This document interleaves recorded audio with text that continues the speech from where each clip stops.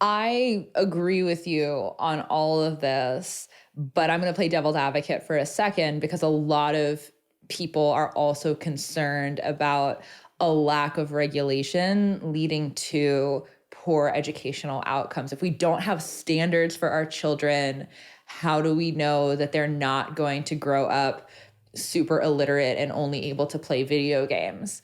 How do you respond to people who are concerned about decreasing the level of regulation in these chaotic, anarchistic, alternative programs that are emerging because they're afraid that the kids going into those programs are not going to be well educated?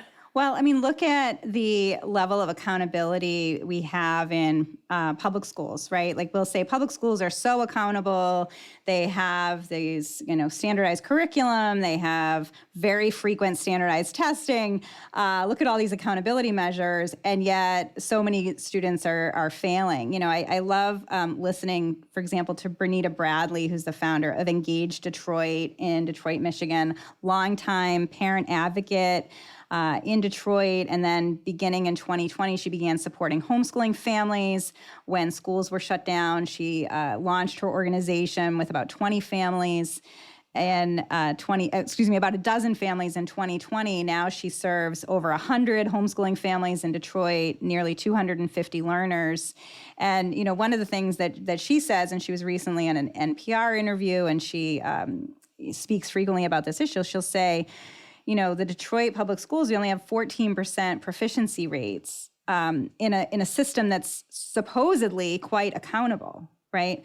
So I think we have to look at what we mean by that, and then recognize that kind of our existing accountability frameworks are actually failing large numbers of students, particularly low-income students and those from historically marginalized groups, and that it's these emerging models, particularly these highly individualized, mastery-based educational models that are serving kids that in many cases weren't being served in traditional public schools, and many more that are finding that they can be creative and curious and pursue their passions and interests in a much more authentic way outside of a conventional classroom than in it. So, what do we mean by accountability? We could talk about this, forever, right? So accountability could look like test scores, and a lot of these microschools and innovative models have students performing quite well on what we would think of as standardized tests or as standardized accountability metrics, in many cases better than local district schools, and maybe coming in below grade level from a public school and then leaping to above grade level in a microschool environment where there is that kind of one-on-one or small group focus.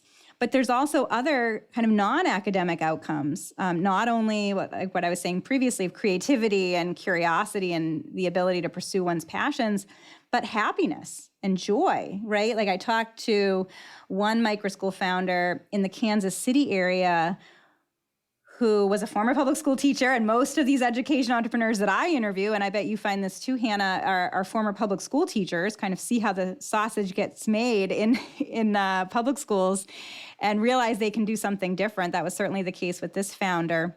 And she opened up her program. One of her students, after just being in her home-based microschool for a few weeks, said to his mom, I no longer have Sunday night stomach aches.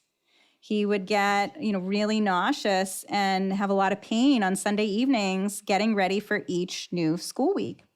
And now that anxiety and dread has disappeared in an environment that really respects him as an individual learner, targets curriculum around his specific needs, doesn't have that kind of pressure cooker environment that conventional schools have. So that's an outcome, right? Like, do you have Sunday night stomach aches anymore? So I think that one of the things the unconventional education space does is enable us to think about educational outcomes, think about metrics of success beyond a standardized test score.